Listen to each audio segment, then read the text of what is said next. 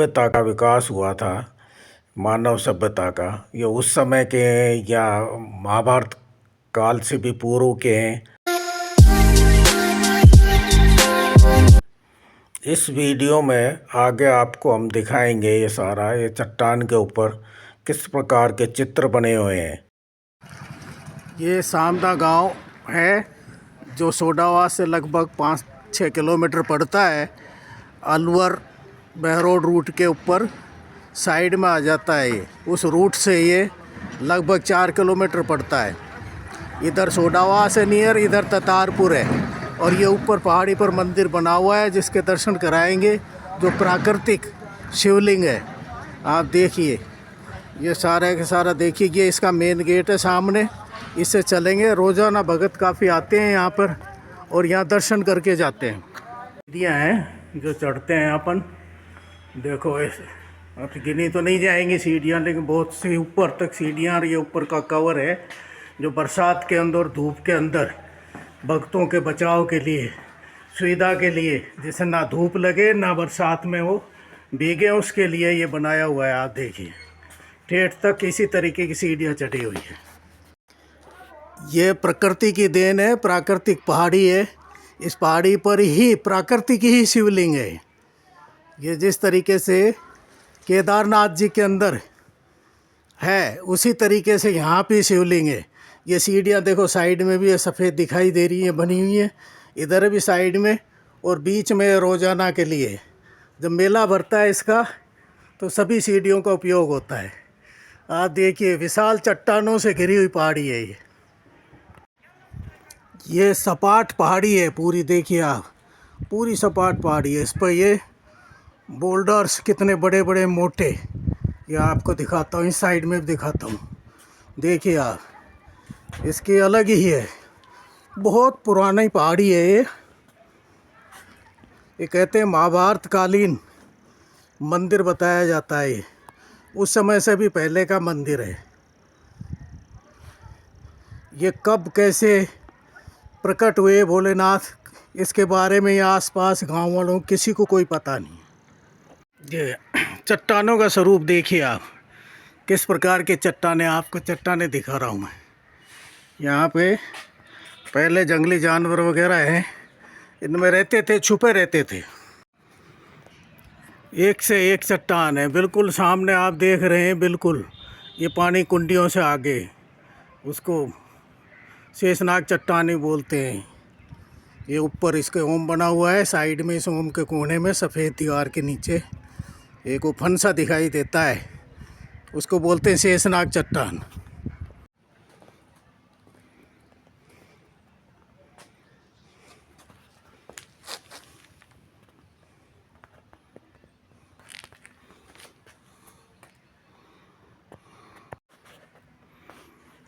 शेषनाग चट्टान के पास जो ये बना हुआ है, ये गणेश मंदिर है। आप दर्शन कीजिए गणेश जी के, देखो कितनी सुंदर प्रतिमा है गणेश जी की।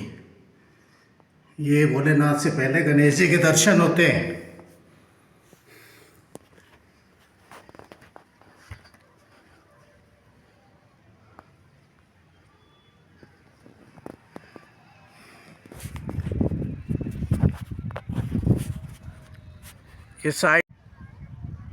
इस साइड में तालाब बना हुआ है।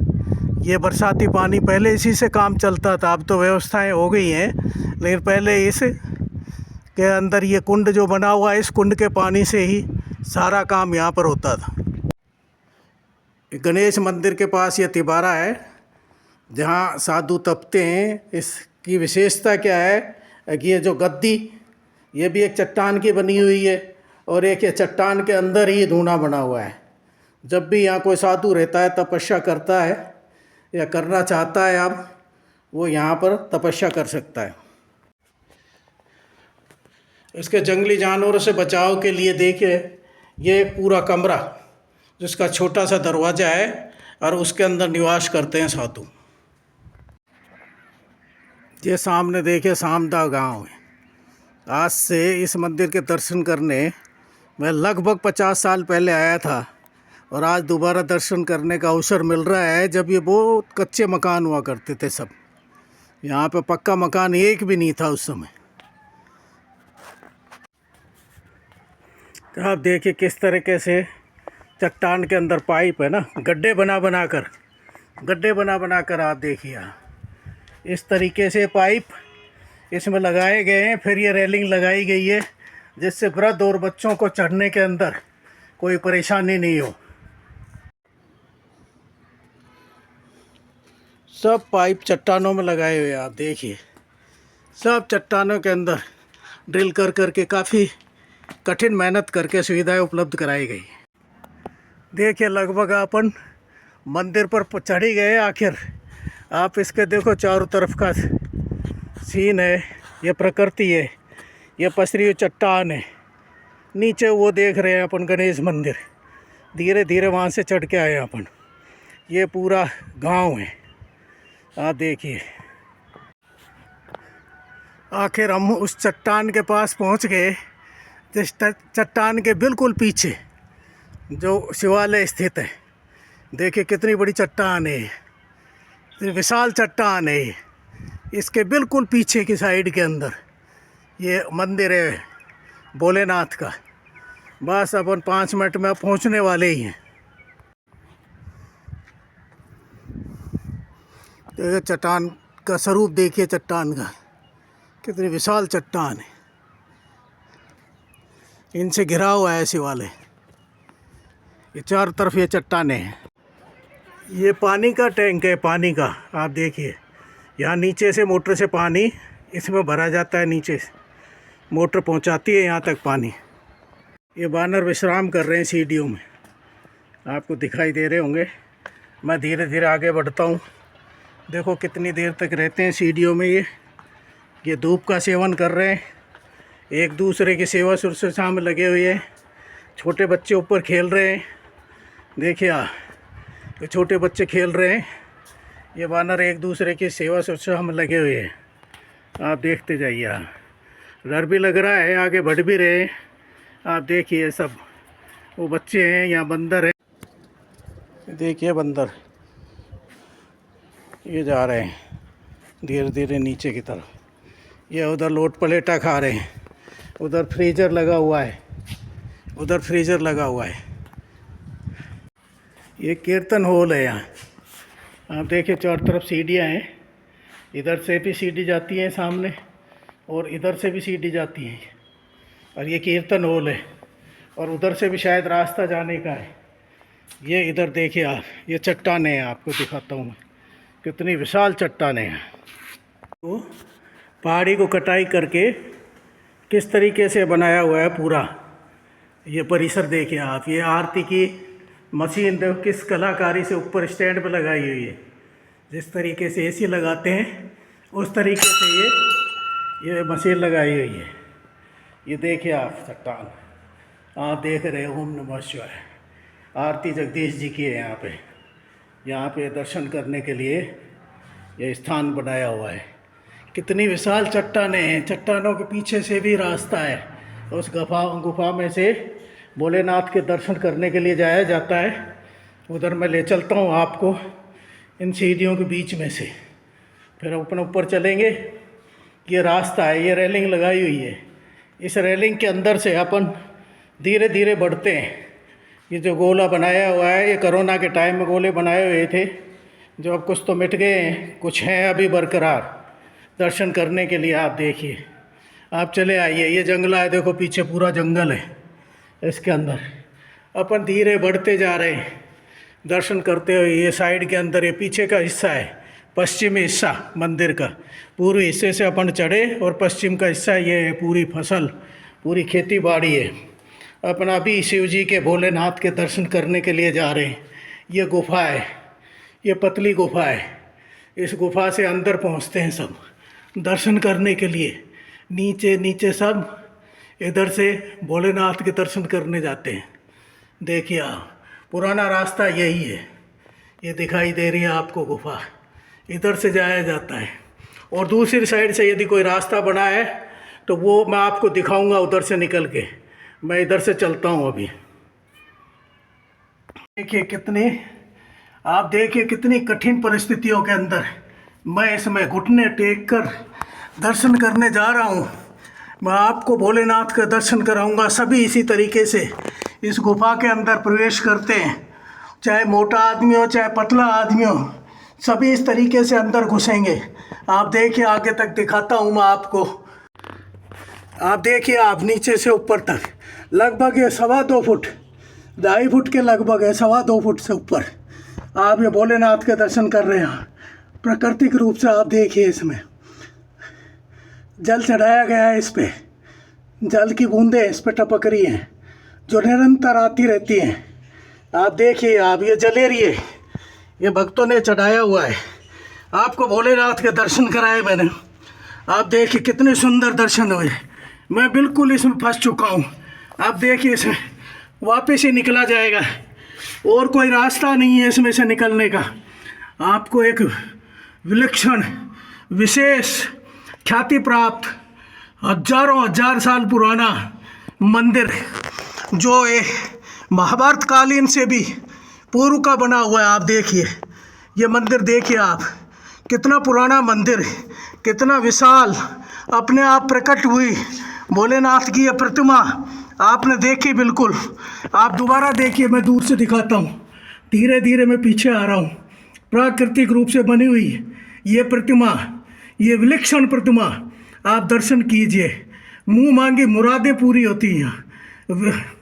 असाध्य से असाध्य बीमारियां इनके दर्शन कर कर मनौती मांगने से पूर्ण होती हैं।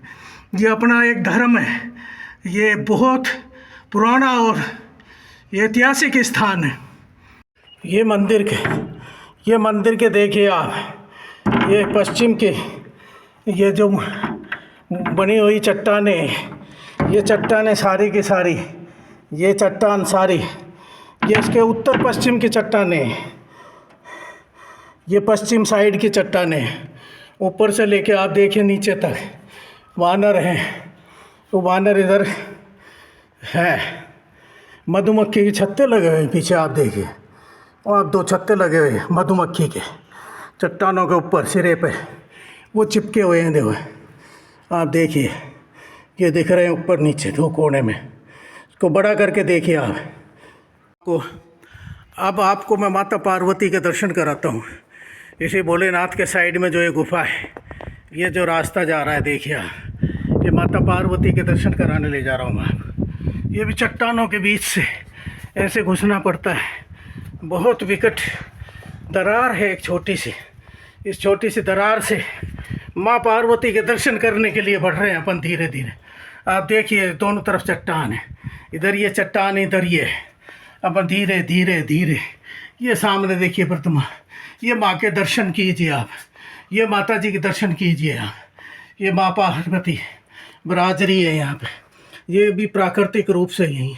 और इनकी पीठ में, पीछे की साइड में, इस चट्टान के पीछे, इस चट्टान के पीछे बिल्कुल, जो माता जी की पीठ में है, इसके पीछे भोलेनाथ जी विराजते हैं। आप देखिए कैसी कंदराएँ हैं ये। बिल्कुल ये चट्टानें एक से बढ़कर एक गुफा बनी हुई है। आप देखिए ऊपर तक जा रही है। ये माँ पार्वती के दर्शन करने के बाद उपरांत आगे कोई रास्ता नहीं है, वापस अपने को चलना पड़ेगा। वापस अपन पीछे जा रहे हैं माँ पार्वती के दर्शन के उपरांत। देखिए आप माँ के दर्शन कीजिए। अब इन सीढ़ियों से आपको खड़ी चढ़ाई है भोलेनाथ के शिखर की ओर ले चल रहा हूँ। देखो ये ऊपर, ये बाद में जो स्वरूप दिया गया है शिखर का, पहले ये प्राकृतिक था जो मैंने अब तक दिखाया है, ये बाद में शिखर बनाया, उसके दर्शन करा के ला रहा हूँ ऊपर आपको। देखिए आगे बढ़ते, ये सामदा गांव के और भोलेनाथ के मंदिर का दक्षिणी हिस्सा है। आप देखिए दक्षिणी भाग है ये। आप देखिए कबूतर बैठे हैं यहाँ पे। ये नीचे गांव है, ये दक्षिणी गांव। थोड़ा कोहरे का प्रभाव है, नहीं तो और साफ दिखाई देता। आप सीढ़ियाँ देखिए, बिल्कुल चट्टान पे थोड़ा सा पैर रखने की जगह मात्र, और कोई जगह नहीं है। पूरी चट्टान है। यहाँ खंबा लगाया हुआ है, उससे लाइट ली हुई है। ये सब पसरी हुई चट्टान है बाबा की। ये देखिए आप शिखर, ये चट्टान है चारों तरफ। आप देखिए कितना विशाल ऊंचा है ये शिखर के सामने की पहाड़ी, ये चट्टान, ये विलंगम दस, ये विहंगम दृश्य, सांस उठ गई। ये कंदराएँ, ये शिलाएँ, ये आपको शायद जीवन में कभी देखने को नहीं मिले। आप इसको देखिए। आप देखते हो कितनी कठिनाई से मैं ब्लॉग तैयार करता हूँ, एक से एक खोज करके लेके आता हूँ। आशा करता हूँ आप चैनल को सब्सक्राइब करेंगे और लोगों से कराएंगे, ताकि ऐसी चीज़ें देखने को उपलब्ध हैं मेरे देश में, जिसको आप घर बैठे देख सकते हैं। आप देखिए, ये सामने शिखर बनाया हुआ है, धीरे धीरे पूरा दिखाता हूँ मैं आपको। आप देखिए, शिखर है ये बना हुआ है। बोलिए भोलेनाथ की जय, बोलो सामने वाले महादेव की जय, बोलो सामने वाले महाराज की जय।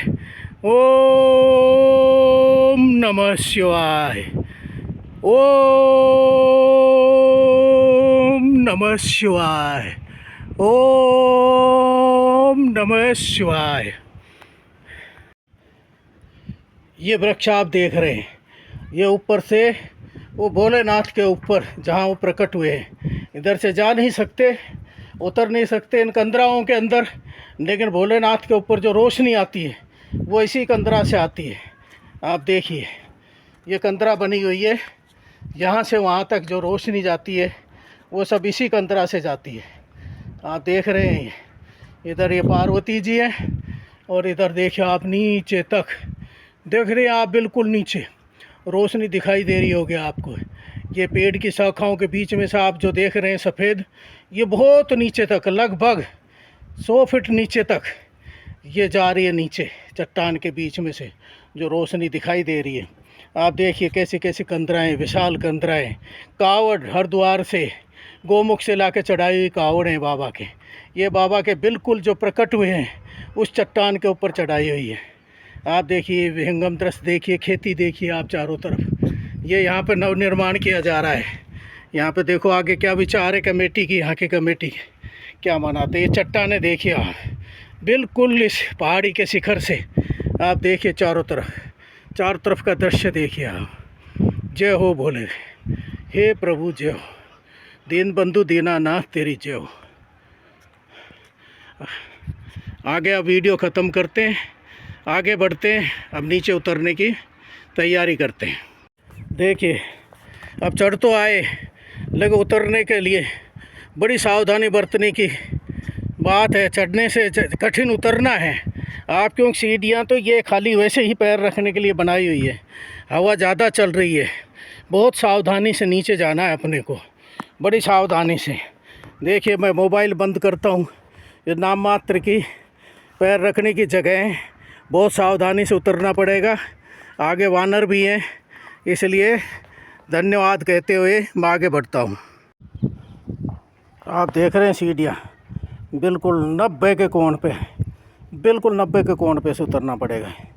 आप सीढ़ियों का अवलोकन कीजिए, कितनी सुंदर जलकुंडी बनी हुई है, प्राकृतिक जलकुंडी है। आप देखिए कितनी सुंदर बनी हुई है। ये बीच में अभी पानी से खाली है, ये इसमें जल रहता है।